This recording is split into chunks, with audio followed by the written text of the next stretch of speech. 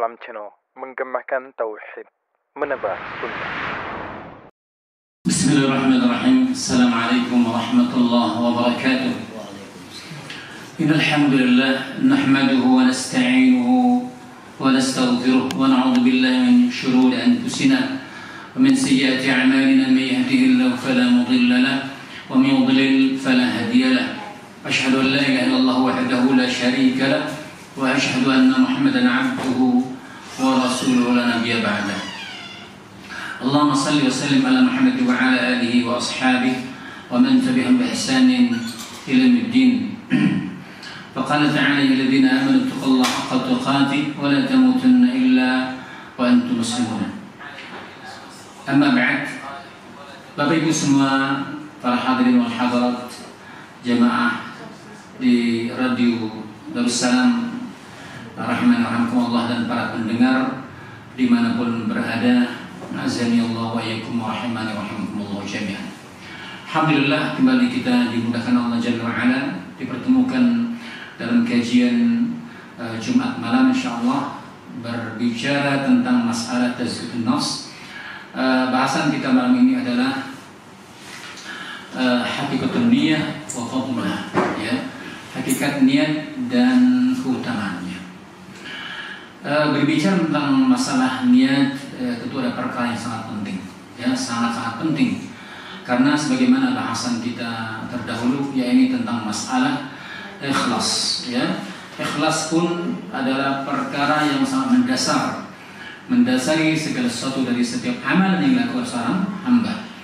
Karena bila mana seorang tidak ikhlas, maka ibadah yang dia lakukan suatu kesia-siaan, ya, suatu kesia-siaan. Oleh karenanya ikhlas, ya, sangat-sangat penting. Dan itulah hakikat daripada niat, ya. Karena hakikat niat adalah mengikhlaskan setiap ibadah untuk Allah Jalla wa Ala. Nah, sekarang berbicara masalah niat, artinya kita fahami niat itu baik secara bahasa maupun secara istilah. Sehingga dengan kita mengetahui itu, kita lebih memahami hakikat ibadah yang kita lakukan, ya. Karena ketika ibadah dilakukan tanpa niat, maka dia tidak mendapatkan apa-apa, ya.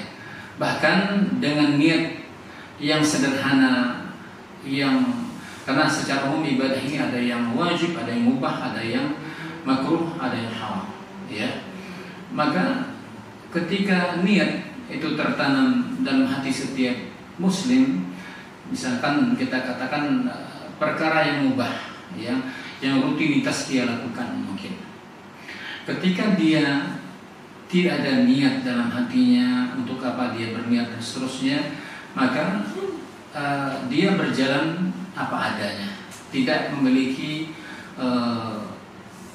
imbal balik, feedback dari apa yang dilakukan. Ya, barangkali ketika dia melakukan sesuatu yang mubah, ya artinya rutinitas dia lakukan itu, ya, tanpa ada konsekuensi dari apa yang dia lakukan. Tapi ketika dia melakukan suatu perkara yang mubah, niatnya untuk apa, karena apa, maka di sini akan memberikan muatan yang luar biasa. Misalnya kita katakanlah seorang bekerja, ya kan, bekerja ini perkara yang mubah. Kalau ketika diniatkan untuk mencari rezeki, ya, mencari karunia Allah Taala untuk memberikan penghidupan kepada keluarga, anak dan istri karena Allah, maka ini bernilai pahala. Bernilai pahala. Berbeda orang yang tidak, artinya dia rutinitas kerja, pagi pergi, sore pulang, rutinitas. Walaupun dia tidak niatkan, itu tetap terjadi. Tapi dapatkah dia pahala? Enggak dapat. Nah, ini apa sebabnya? Bihasabin niyah, dengan sebab niat. Kalau demikian, ternyata niat itu penting. Maka niat, ya, an-niyatu harus kita pahami, Bapak Ibu semua yang berada di studio maupun para pendengar yang berada di rumah atau dimanapun berada. Bahwasanya niat, an-niyatu itu bahasa Arab, bukan bahasa kita.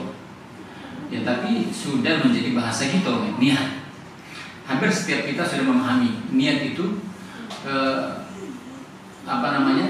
keinginan, kehendak, ya kan begitu. Lah tahu kalau gitu. Cuman agar lebih paham lagi, sehingga dengan pahamnya kita ini akan lebih kita menjadikan setiap niat kita benar menurut syariat Allah, menurut sunnah Rasul Sallallahu Alaihi Wasallam. Karena niat adalah ibadah, ya, amalan hati, ibadah. Ya, kalau ibadah harus benar-benar, ya, menurut apa yang Allah inginkan dan apa yang diinginkan Rasulullah SAW, bukan kehendak kita sendiri. Nah, itu nggak boleh, ya. Maka niat itu bahasa Arab, ya, yang ngerti siapa? Orang Arab, ya kan begitu, bukan kita. Nah, ketika niat itu bahasa Arab, maka cara menerjemahkan secara bahasa, secara lughawi bahasanya harus juga terjemahkan bahasa Arab juga. An-niyat itu, ya, maknaha al-qasdu. Al-qasdu awil iradah. Qasad itu keinginan, kehendak, maksud. Iradah yakni keinginan. Jadi kalau orang sudah punya maksud, keinginan atau berkehendak, maka itu niat makna secara bahasa. Ya. Adapun niat secara istilah adalah, ya, niat secara istilah adalah keinginan hati, kehendak hati untuk melakukan sesuatu. Kehendak, keinginan, kehendak hati untuk melakukan sesuatu. Ya. Jadi kata muallif di sini, maka niat itu bukanlah qaul qail, orang yang mengatakan dengan lidahnya dan ucapannya nawaitu, aku berniat. Ya, apakah ini niat? Bukan, ya, bukan itu niat. Akan tetapi niat itu adalah bal huwa inbi'atul qalbi yajri majral futuh min Allah. Ya. Jadi niat itu adalah membangkitkan hati ini, memunculkan sesuatu yang ada dalam hati ini sehingga berjalan dan tertuju terbukanya keinginan, kehendak melakukan sesuatu kepada Allah Tabaraka wa Ta'ala. Ya. Nah, ini yang benar. Jadi ketika seorang sudah punya kehendak, punya keinginan untuk melakukan sesuatu perbuatan amal, itulah niat. Ya. Maka mereka, para ulama mengatakan an-niyatu mahalluha fil qalbi. Ya. An-niyatu mahalluha fil qalbi wa laysat talaffuz. Ya. Niat itu tempatnya di dalam hati, ya. Bukan dilafazkan, ya. Jadi niat itu adalah al-qasdul qalbi, keinginan hati, kehendak hati, wa la yajibu talaffuz biha fi syai'in min al-ibadat. Ya. Maka niat itu adalah kehendak, keinginan hati, dan tidak wajib dilapaskan, ya, dengan niat tersebut untuk melakukan sesuatu ibadah, ya, untuk melakukan sesuatu ibadah. Jadi tempatnya di mana, Bapak Ibu semua? Fil qalbi, mahalluha fil qalbi. Tempatnya di hati. Dan niat itu adalah amalan apa? Amalan jawarih atau amalan hati. Maka niat adalah amalul qalbi. Niat itu adalah amalan hati, perbuatan hati. Maka dia tidak perlu dilapaskan. Kalau dilapaskan, maka dia menyelisihi hakikat niat. Ya, karena niat itu apa tadi? qasdul qalbi, iradatul qalbi. Keinginan, maksud atau kehendak hati. Maka ketika seseorang berkehendak, berkeinginan untuk melakukan sesuatu, maka itulah niat. Ya, jadi Ibu tadi nak datang ke sini ke radio Darussalam. Nak datang ke radio ikut kajian. Dalam hati ibu-ibu berkata demikian. Maka itu niat. Apakah ibu tadi pas berangkat dari rumah, nawaitul dhihabi ilal mizya' lillahi ta'ala. Aku sengaja berniat datang ke radio untuk menghadiri kajian karena Allah. Dilepaskan dada dari kira-kira. Ya nggak perlu. Tadi ibu-ibu sudah berniat, berkeinginan. Ya kalau seandainya setiap amalan harus dilapaskan niatnya, repot gitu. Memang secara syarah tidak kanti niat, apalagi ibadah sholat. Mak ngomong gitu kadang-kadang, kenapa kau ada sholat? Kenapa kau ada sholat? Belum hafal usolli. Belum hafal usolli. Nah, kan memberatkan. Padahal Islam ini ad-dinu yusrun. Agama Islam ini mudah. Barang siapa yang menyulitkan agama, kata Rasulullah SAW, maka sungguh dia binasa. Dia rugi, dia nggak dapat apa-apa. Ya. Maka kata Rasulullah SAW, yassiru wala tu'ashiru, yassiru wala tu'assiru, basyiru wala tunaffiru. Mudahkan. Agama ini mudah, jangan dipersulit, gampang kan. Ya. Yassiru wala tu'ashiru. Mudahkan, jangan dipersulit. Berikanlah kabar gembira, jangan membuat orang lari. Maka kita katakan tadi Bapak Ibu semua rahimakumullah, niat itu amalan hati. Maka ketika orang mengatakan nawaitu usalli atau apa saja, maka ini bukan amalan hati lagi, tapi amalan mulut, amalan lisan. Ya kan? Jadi amalan lisan, jadi amalan mulut, karena dia berucap, karena dia berkata. Sementara kita tahu qasad al-iradah kan keinginan, kehendak. Itu sudah cukup. Apalagi kalau kita melihat bagaimana definisi salat, kemudian rukun salat, syarat sah salat dan seterusnya. Rukun salat pertama apa? Takbiratul ihram. Ya. As-salatu tuftahu bit-takbiri wa tusallimu bit-taslimi. Salat itu dibuka dengan takbir, ditutup dengan salam. Ya. Ini rukun. Salat dibuka dengan takbir, Allahu Akbar. Ya, maka haram galau. Tidak boleh gitu, nak apa lagi. Fokus kita salat. Ya, membaca doa-doa, membaca zikir-zikir dalam salat. Fokus kita penglihatan kita tak sujud. Ya. Demikian. Ya, maka tidak boleh dilapaskan. Dan memang tidak ada contoh dari Rasulullah SAW, dan juga tidak ada keterangan dari para ulama mazahib. Tidak ada yang mereka mewajibkan ya niat-niat ketika ingin mau melaksanakan ibadah apapun tanpa terkecuali. Ya. Dan kalau sebenarnya kalau dikatakan merepotkan. Ibarat ada orang baru nak masuk Islam, ya, gara-gara ngapal usolli. Sering kita juga membawa jemaah umrah, ya. Ustaz, cara menggabungkan dalam menjamak dan qasar salat maghrib, isya, zuhur dan asar. Kita pun bingung nak ngajarin mereka, ya, nak cepet kan? Bapak Ibu, ya. Pokoknya niat di dalam hati, ya. Kalau nak salat jamak qasar, jamak qasar, ya, menjamak menggabung dua waktu salat dan mengqasar meringkas, atau menjamak itu menggabung dua waktu salat. misalnya maghrib dan isya. Ya sudah. Allahu Akbar. Niat kita di sini apa?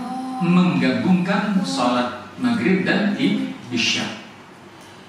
Tadi sudah salat maghrib 3 rakaat, salat isya 4 rakaat misalnya. Allahu Akbar. Dibilang salat isya 4 rakaat, dan mungkin salat isya 3 rakaat. Iya. Sudah tuh secara logika demikian Bapak Ibu semua rahimakumullah.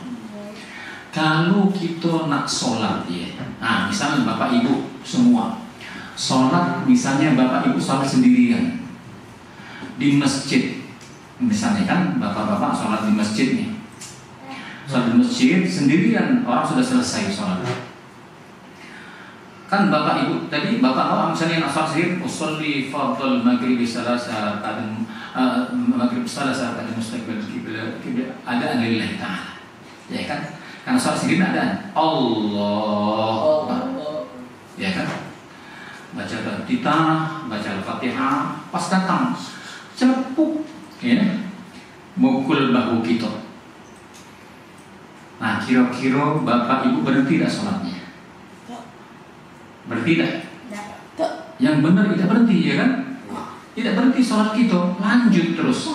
Loh, secara logika kita wajib berhenti. Kenapa wajib berhenti? Tadi kita nawaitunya kita apa? Ada adalah kita sholat sendirian, ya kan? Tidak kita katakan imaman lillahi ta'ala, enggak. Nah kalau begitu pas kita tadi tidak berhenti, arti berubahnya niat kita, berubah niat kita tadi di dalam hati atau ada lepas ke niat? Berubah dalam hati. Nah kalau kira-kira tidak perlu dilepaskan, ngapain lepaskan? Repot-repot. Dalam hati baik. Ketika di awal kita Allahu Akbar, nah ketika berubah dicelepuk dari belakang bahu kita, mesti kan logikanya kita berhenti juga. Walaupun tadi dulu berhenti. Tadi niat aku ada lillahi ta'ala, bagaimana? Ayo berhenti. Niat lagi dewa. Kan begitu logika demikian, harus berhenti. Tapi enggak berhenti kita. Kenapa? Karena memang berubahnya niat itu di dalam hati. Kan demikian. Jadi subhanallah, agama ini mudah, syariat ini mudah. Ya, apalagi Allah dan Rasul lebih tahu ya bagaimana akan kemudian syariat ini. Dan Islam telah sempurna. Dan masalah niat, masalah ikhlas, perkara yang agung, perkara yang besar, dan mungkin tidak dijelaskan Nabi Muhammad SAW secara rinci. Ya, dari dulu masalah niat. Ini masalah agung Bapak Ibu semua rahimani rahimakumullah. Ya, masalah agama ini mulai dari A sampai Z sudah jelas, sudah lengkap, sudah sempurna. Lebih-lebih tentang ibadah. Ya, sudah jelas semua. Ketika diturunkan firman Allah Taala, "Ayyuma akmaltu lakum dinakum wa atmamtu 'alaikum ni'mati wa raditu lakum al-Islam dinan." Ya, ketika turun ayat ini, Islam sempurna dari semua sisi. Ya, dalam masa ibadah. Ya, ketika Imam Malik mengomentari ayat surah Al-Maidah yang mulia ini, kata Imam Malik, "Man ibtada'a fil Islam yaraha hasanatan faqad za'ama anna an-nabiy sallallahu alaihi wasallam khana ar-risalah." Ya, barang siapa yang ibtada'a, barang siapa yang mengada-adakan suatu perkara dalam agama ini, kata beliau, yaraha hasanatan, dan dia pandang apa yang dia lakukan ini adalah baik. Ya, faqad za'ama anna an-nabiy sallallahu alaihi wasallam khana risalah, maka sungguh sadar atau tidak sadar dia telah menuduh Nabi Muhammad SAW khianat risalah. Mungkin enggak kira-kira Nabi mengkhianati risalah? Jawabnya tak mungkin. Kalau kita katakan mungkin khianat, nah bahaya. Kita menuduh Nabi Muhammad SAW khianat terhadap risalah, dosa besar kita. Sementara Allah mengatakan semua sudah disampaikan oleh Rasul SAW. Ya, sampai-sampai Rasul mengatakan kepada sahabat, wahai sahabat, saksikan. Tidakkah semua syariat sudah disampaikan? Iya, semua sudah kau sampaikan. Gak ada yang disembunyikan. Ya, maka Nabi dan Rasul itu memiliki sifat 3, dan beliau ya amanah, ya patanah, ya enggak dia cerdas menyampaikan dan menyampaikan risalah, tidak ada yang disembunyikan. Sampai-sampai perkara ngomong Bapak Ibu semua, buang hajat pun rinci, buang hajat jelas, tidak ada yang tersembunyi. Kita buang hajat itu kan masalah privasi kan Bapak Ibu semua, masalah sepele dan masalah yang sangat sensitif, masalah pribadi, tapi subhanallah jelas rinci. Ya kan, masuk WC keluar WC ada adabnya, masuk kaki kiri keluar kaki kanan, ya kan, masuk ada doa keluar ada doa. Subhanallah, agama yang mana yang sesempurna ini coba? Ketika sedang duduk di jamban atau di kloset, tidak membelakangi Ka'bah, kiblat maupun menghadap kiblat. Subhanallah. Ini bukan kebetulan, tetapi Rasulullah SAW yang memerintahkan ini. Suatu ketika Salman Al-Farisi, ya, di orang-orang Yahudi, wahai Salman, qad 'allamakum nabiyyukum kulla syai'in hatta al-haram. Nabi kalian itu mengajarkan seluruh perkara sampai buang hajat. Ya, bahasanya ingin ngejek dan seterusnya. Kata Salman, ajar, betul. Nabi kami mengajarkan seluruh perkara sampai buang hajat. Bayangkan, buang hajat aja jelas rinci detil.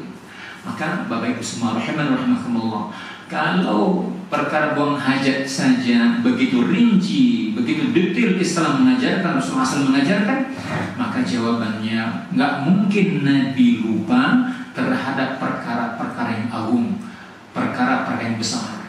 Lihat, perkara sholat ini perkara yang ringan atau perkara yang besar? Perkara besar. Bahkan amalan yang pertama kali dihisab oleh Allah Jalla wa'ala kala di hari yaumul qiyamah apa?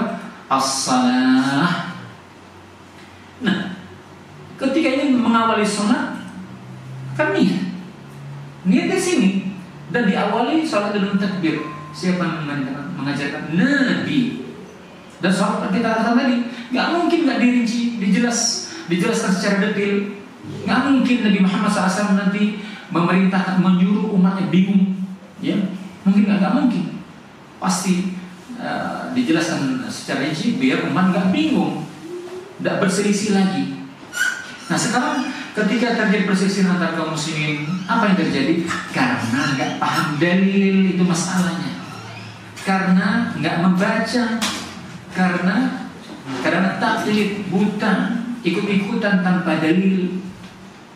Padahal kita beribadah ini harus dengan ilmu, apa dalilnya, apa Al-Quran, apa hadisnya, apa. Bagaimana qaulnya para ulama, jelas. Maka Imam Bukhari dalam sahihnya ada bab khusus al-ilmu qabla al-qaul wal amal, ilmu itu sebelum berkata dan berbuat. Imam Bukhari mengatakan demikian. Jadi sebelum ngaku-ngaku, ilmu dahulu, ya, ilmu dahulu. Maka perkara salat ini sangat-sangat penting. Maka berbicara masalah amal pertama kali dihisab apa? Salat. Awwal ma yuhasabu bil 'abd as-salat. Amal yang pertama dihisab oleh Allah Tabaraka Taala di yaumul qiyamah adalah salat. Baik apabila salat baik, maka baik seluruh amal yang lain. Apabila salat buruk, maka buruklah seluruh amal yang lain. Nah, ini penting. Maka berkaitan dengan masalah niat ini Bapak Ibu semua rahimakumullah, jangan kita anggap remeh. Jangan kita anggap sepele, ya, demikian. Maka di sini kata Dr. Muhammad Ahmad Farid menjelaskan masalah niat ini. Waman kana al-ghalib ala qalbihi amruddin, ya. Oleh karena itu barang siapa yang ketika hatinya, ya, dominan kepada perkara agama, maka Allah Tabaraka Taala akan mudahkan baginya dalam banyak hal, dalam ibadah, amalan qauliyah, amaliyah, ya. Maka dia ikhdar niyyah lil khairat, maka dia akan dimudahkan untuk menghadirkan niatnya dalam kebaikan semua, ya, dalam kebaikan. Fa inna qalbahu ma'ilun bil jumlati ila aslin ila al-asl khair fayamba'ath ila at-tafasil ghaliban. Oleh karena itu ketika hati cenderung dalam banyak perkara kebaikan, maka akan dibangkitkan hatinya dalam dalam perincian ataupun hal-hal yang itu lebih dominan dengan dia senantiasa menghadirkan hati dalam kebaikan. Wa man mala qalbahu, barang siapa cenderung hatinya kepada dunia, maka dunia akan mendominasi dalam hatinya, ya. Maka tentu dia akan memenuhi kesulitan dalam hal ini, ya. Oleh karena itu wajib bagi setiap orang ketika dia untuk mendapatkan sesuatu yang utama dalam masalah niat ini, sehingga Allah Ta'ala mudahkan baginya, terutama dalam masalah-masalah faraid, dalam masalah fardu dan sebagainya, illa bijihdin jahid, dengan tentunya tidak asal-asalan, akan tetapi dia harus sungguh-sungguh serius bermujahadah dalam berniat, ya, dalam berniat. Nah, berkenaan dengan ini, Umar bin Khattab radhiyallahu anhu ia meriwayatkan dalam hadis dari Rasulullah sallallahu alaihi wasallam, yang hadis ini semua kita hafal, ya. Apa kata Rasulullah sallallahu alaihi wasallam? Innamal a'malu binniyat wa innamal likulli imri'in ma nawa. Faman kanat hijratuhu ila Allah wa rasulih fa hijratuhu ila Allah wa rasulih. Faman kanat hijratuhu ila dunya yusibuha aw imra'atin yankihuha fa hijratuhu ila ma hajara ilaih. Hadis riwayat Bukhari dan Muslim. Ya, kata Rasulullah SAW, sesungguhnya setiap amal itu disertai dengan niat. Wa innama likulli imrin ma nawa, dan setiap amalan itu, setiap segala sesuatu akan mendapatkan pahala, akan mendapatkan jaza ma nawa, apa yang telah dia niatkan, ya. Dia akan mendapat pahala, mendapatkan sesuatu dari apa yang dia telah dia niatkan. Barang siapa yang hijrahnya untuk Allah dan Rasulnya, maka hijrahnya untuk Allah dan Rasulnya. Dan barang siapa hijrahnya untuk kepentingan dunia, ya, ataupun apa-apa yang dia inginkan dari dunia tersebut, ataupun dia menginginkan untuk menikah seorang wanita, maka hijrahnya sesuai dengan apa yang telah dia niatkan. Hadis ini dari Imam Bukhari dan Muslim. Ya, maka jelas Bapak Ibu semua rahimakumullah, bahwasanya setiap amal itu mesti disertai dengan niat, ya. Dan seseorang akan mendapatkan pahala. Kalau niatnya untuk ketaatan, maka dia akan mendapatkan pahala dari Allah SWT. Kalau niatnya untuk maksiat, dosa, maka dia pun akan mendapatkan dosa, ya. Atau dia perkara mubah, ketika dia berniat untuk Allah, Rasulnya, dia mendapat pahala, dicatat sebagai pahala yang besar, ya, dan seterusnya. Dan barang siapa, maka di sini artinya sangat-sangat erat kaitannya ketika seorang berniat itu, ya, Allah akan berikan jaza, balasan sesuai dengan apa yang telah dia niatkan. Maka Imam Syafi'i rahimahullah ta'ala meriwayatkan, menjelaskan tentang hadis yang agung ini, ya. Hadis yang agung ini, kata beliau, hadzal hadits sulusul ilm, ya. Hadzal hadits sulusul ilm. Hadis ini, hadis Umar bin Khattab dari Umar bin Khattab, ini hadis yang mencakup sepertiga ilmu. Hadis yang mencakup sepertiga ilmu, subhanallah. Artinya dalam banyak amalan sudah tercakup dalam hadis yang agung ini, mencakup sepertiga ilmu. Kita bisa bayangkan, ya. Tinggal sisanya seberapa lagi. Bahkan beliau mengomentari, ya, wa qawluhu innamal a'malu binniyat. Apa kata Imam Syafi'i? Yani anna salahal a'mal muwafiqati lis-sunnati bi salahin niyyah. Ya. Kata Imam Syafi'i, maka sesungguhnya baiknya, lurusnya amalan itu, ya, itu muwafaq, harus sesuai, ya. Bahwasanya baiknya amalan harus sesuai dengan sunnah Rasulullah sallallahu alaihi wasallam. bisalahin niyah. Ya, juga disertai dengan baiknya niat. Artinya apa? Ketika kita beramal, Bapak Ibu semua, niat kita sudah, amalan yang kita lakukan sudah benar nih, sesuai kan contoh Rasulullah SAW. Tapi niatnya nggak benar, niatnya nggak benar, dapat pahala nggak dapat. Atau niat udah oke, niat udah oke, udah benar, tapi ternyata tidak sesuai dengan contoh Nabi Muhammad SAW. Dan ini sering sudah kita sampaikan, mungkin sudah disampaikan oleh ustaz yang lain. Ya, hadis yang mulia ini kata beliau, anna salhal a'mal wafaqati li sunnati. Sesungguhnya baiknya amalan yang sesuai dengan sunnah Rasulullah SAW bisalahin niyah, juga harus disertai dengan baiknya niat. Ya. Wa qawluhu, dan juga ketika beliau mengomentar lagi menyebutkan hadis Rasulullah SAW, innamal a'malu bil khawatim. Sesungguhnya setiap amalan itu ada amalan penutupnya. Ya, setiap amalan itu ada amalan penutupnya. Ya, wa innama likulli imrin ma nawa.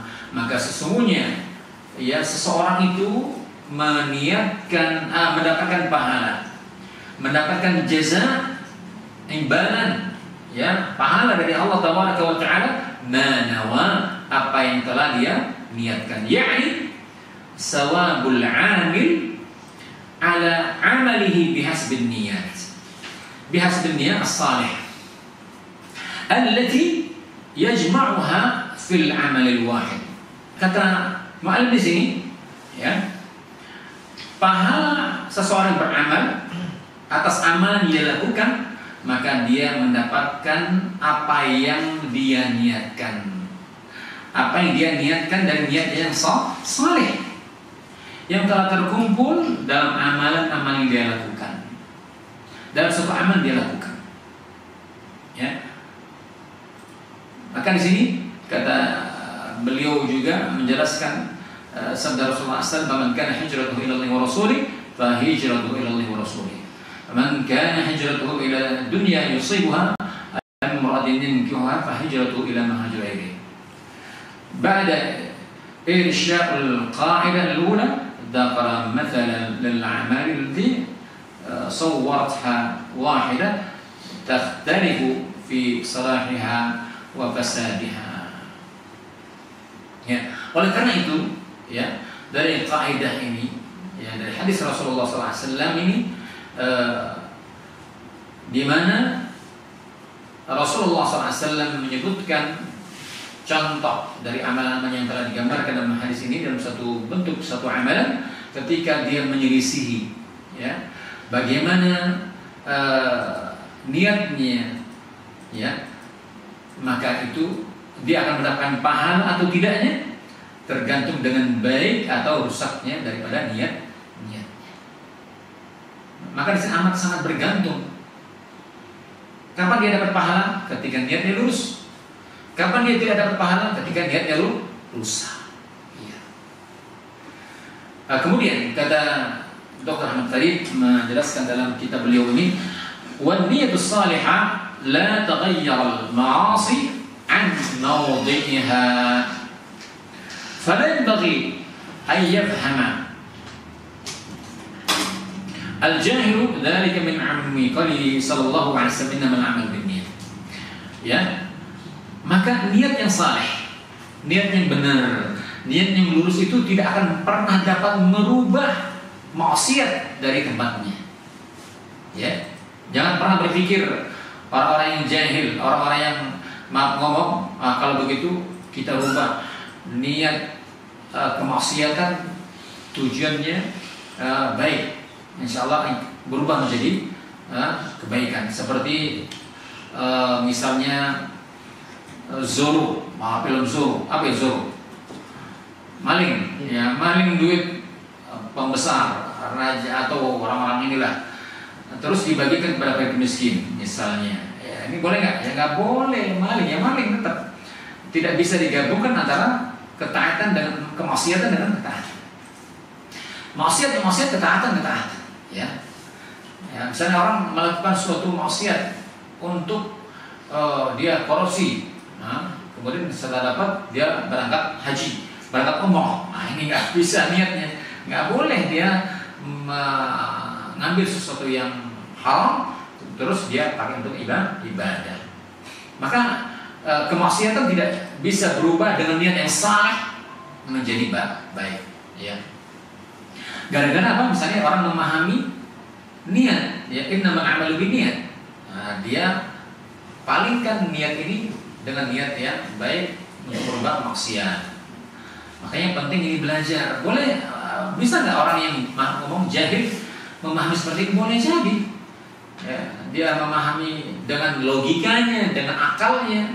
Ya, ini bahaya, repot. Ya, maka penting kita mendengar kajian-kajian para ulama yang betul-betul ulama itu adalah tawaris para nabi. Ya, jangan baru baca bahasa Arab dikit, paham hadis 1-2, tapi gayanya seperti para ulama. Nauzubillah. Fa yadhunnu anna al-ma'siyata tasiru ta'atan binniyah. Ya. Mereka kira bahwa dengan sesungguhnya maksiat itu bisa berubah ketaatan dengan sebab niat. Nggak bisa. Kemudian fa inna qawlu sabda Rasulullah sallallahu alaihi wasallam innal 'amal binniyat yakhussu min aqsamil 'amal thalathah. Maka di sini maksudnya amalan itu secara khusus itu terbagi kepada 3 bagian. Amalan Bapak Ibu ya, ada amalan itu amalan ketaatan, ada amalan mubah, ada amalan ya perkara-perkara yang haram atau maksiat ya. Ya, amalan ketaatan mubah yang tanpa maksiat tentunya. Maka kata Ma'alib di sini, jadi kalau ketaatan itu tidak bisa berubah maksiat dengan niat yang baik, ya.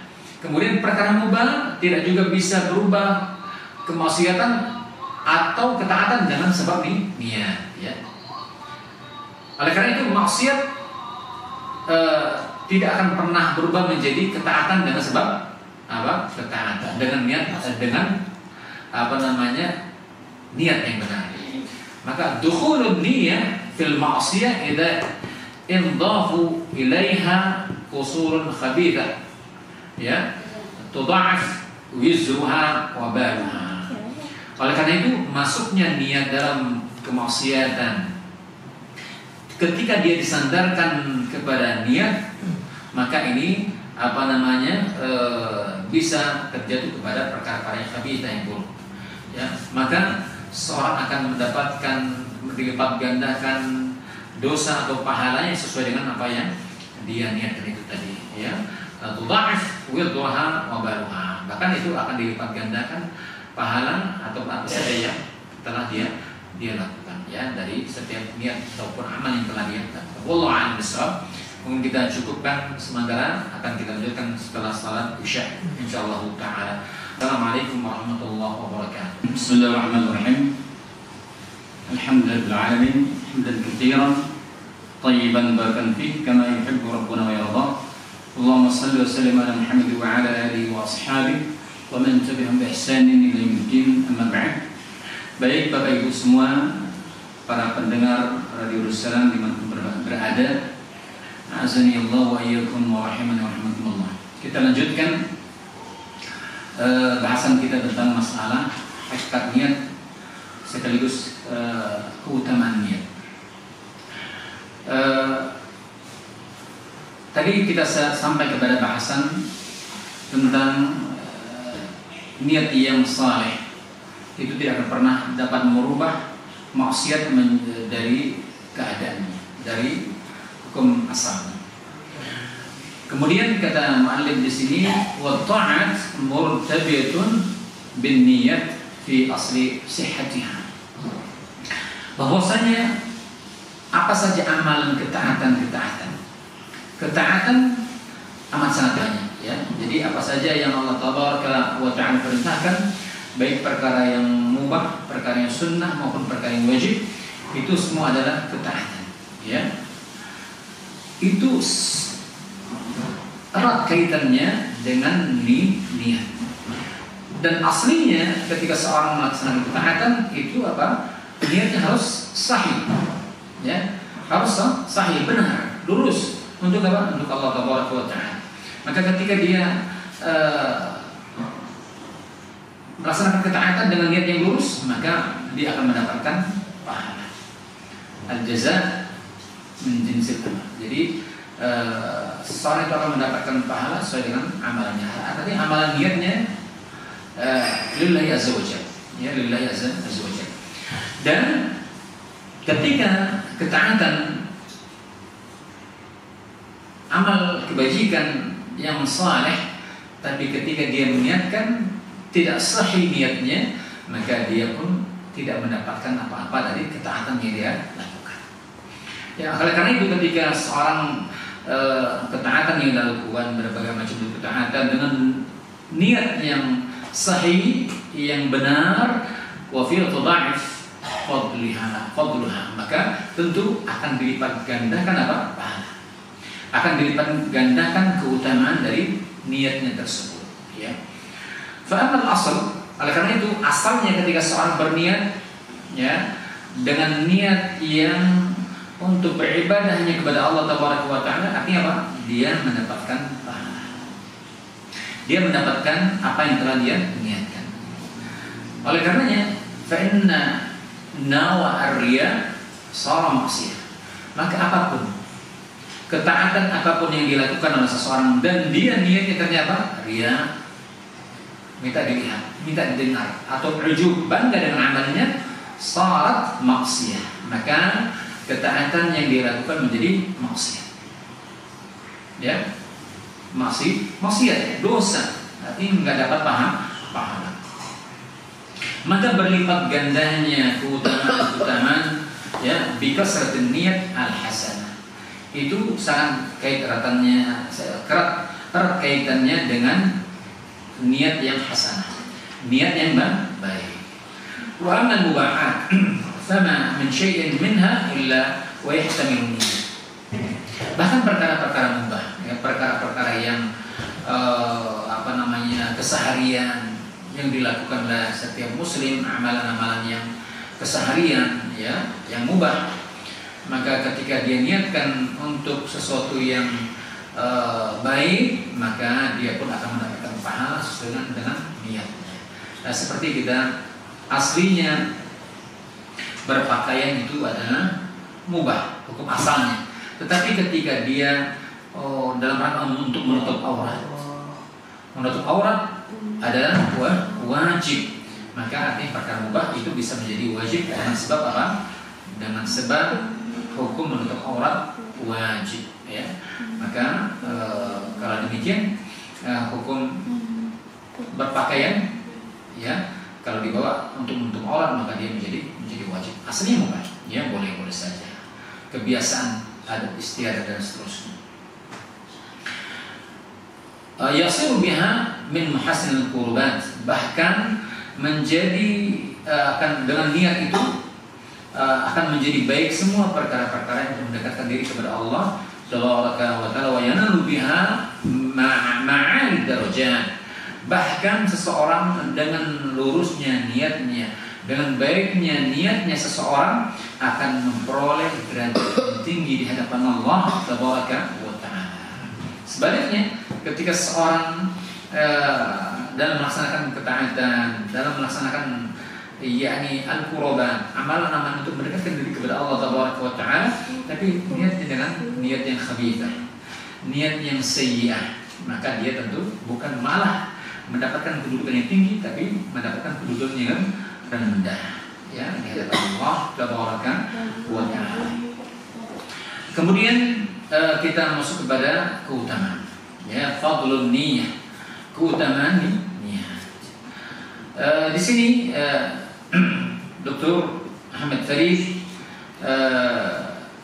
menjelaskan dan menukil dari perkataan Umar bin Khattab radhiyallahu anhu.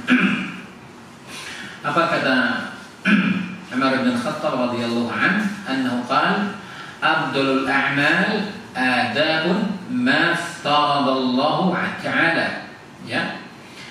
Jadi kata beliau, amalan yang paling afdal, ya, amalan yang paling afdal itu adalah amalan yang dia menunaikan, mengerjakan apa-apa yang telah Allah tabaraka wa ta'ala fardukan.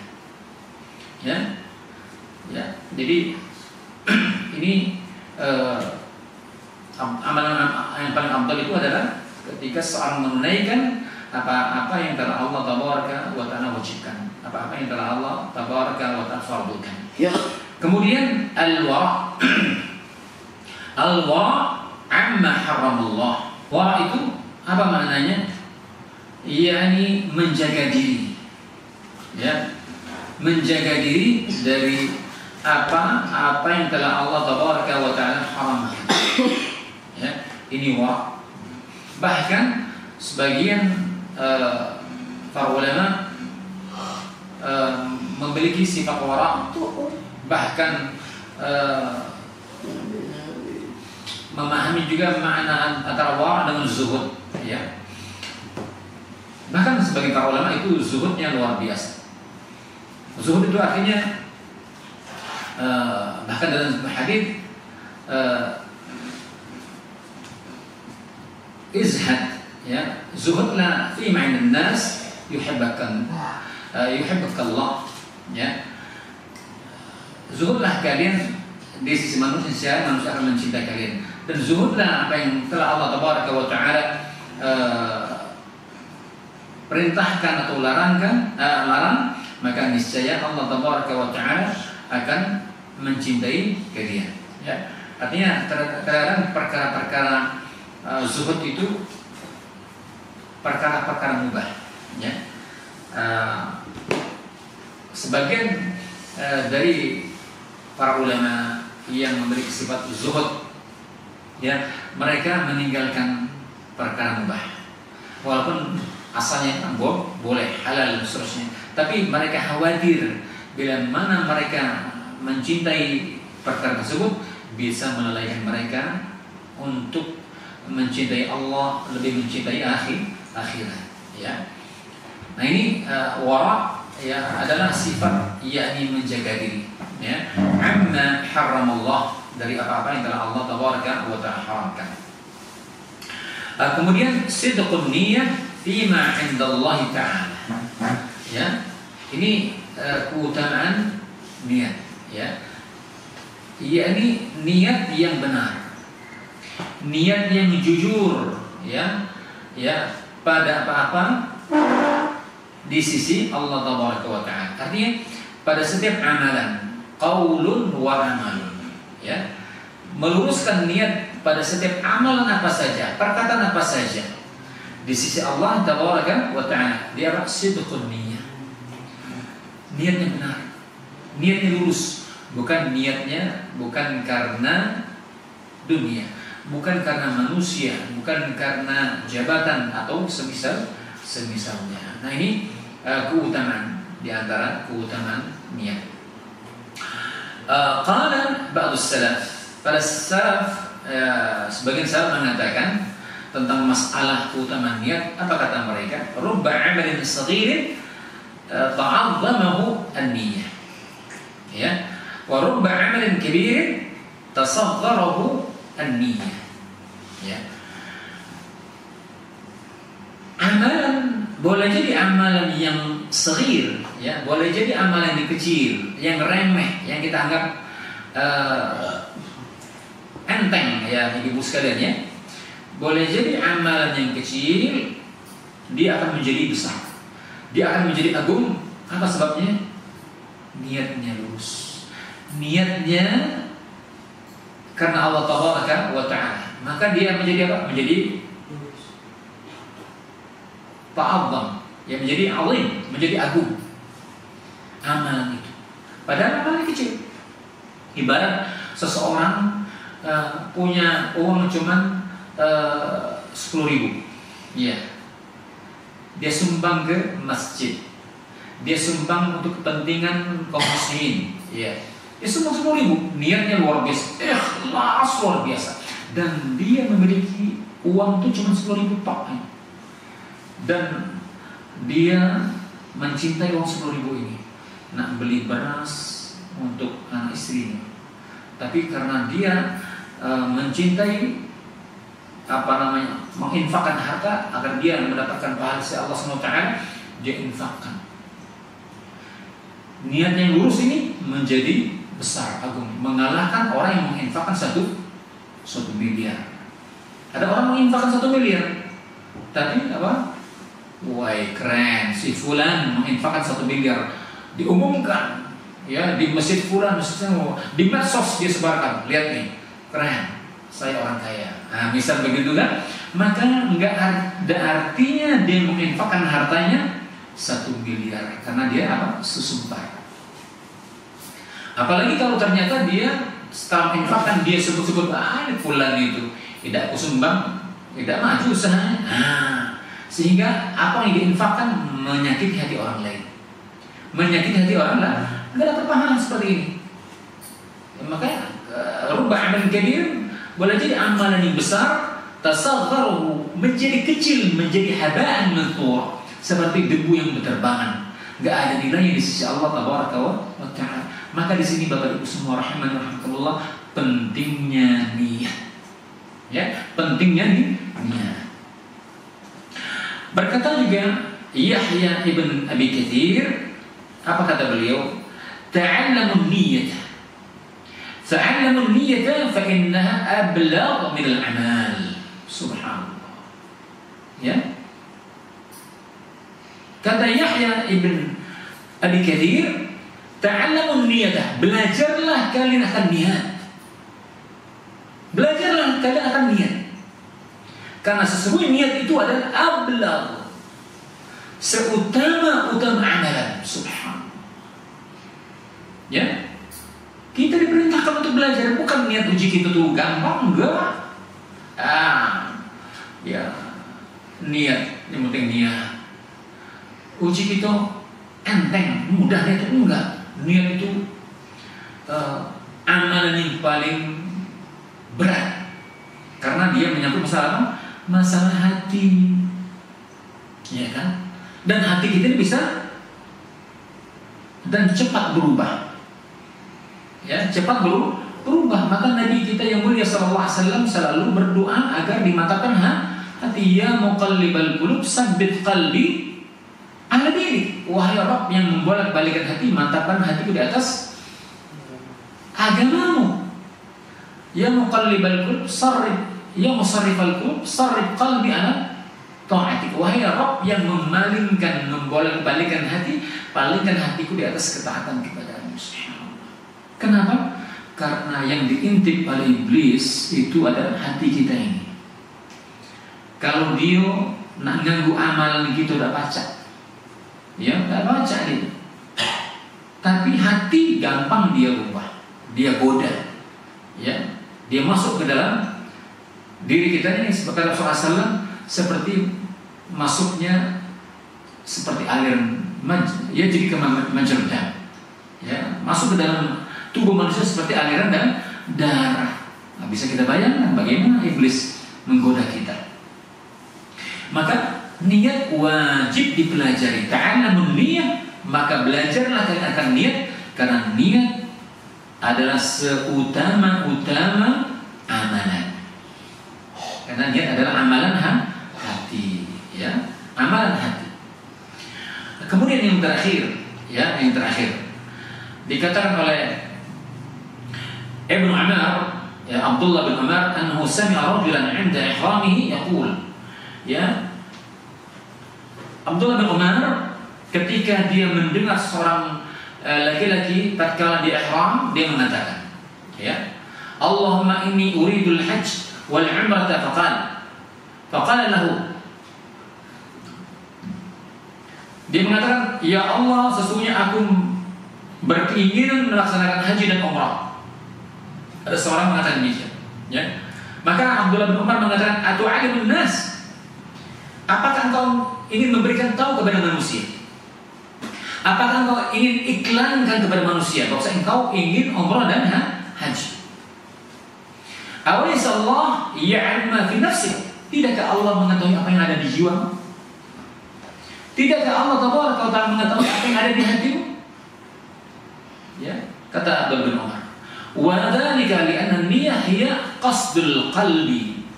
Karena niat itu nggak perlu dilapaskan, karena niat adalah ya qasdul qalbi, keinginan, maksud hati. Kalau hati sudah bermaksud, punya kehendak, punya keinginan, itulah niat. Jadi nggak perlu repot-repot gitu. Nak nawaitu, nak usalli atau lain sebagainya, repot gitu. Ya. Wa yajib talaffuz biha fi syai'in min al-ibadat. Ya. Maka tidak wajib dilafazkan niat tersebut dalam ibadah apapun, ya, dari ibadah apapun nggak wajib dilafazkan. Nah ini dia dari penjelasan ini apa yang telah dinukil oleh Dr. Ahmad Farid dari perkataan para ulama di antara Ibnu Rajab, Ibnu Qayyim dan juga Imam Al-Ghazali rahimahumullahu jami'an dari kitab yang mulia ini, yakni Tazkiyatun Nufus. Mungkin kita cukupkan yakni tentang hakikat niat dan keutamaan niat. Semoga kajian kita malam ini bermanfaat. Bila benar itu semata datang dari Allah Tabaraka wa Ta'ala, bila keliru itu semata kekurangan dan kealifan saya pribadi. Wallahu a'lam bishawab. Subhanakallahumma wa bihamdika asyhadu an la ilaha illa anta astaghfiruka wa atubu ilaik. Assalamualaikum warahmatullahi wabarakatuh.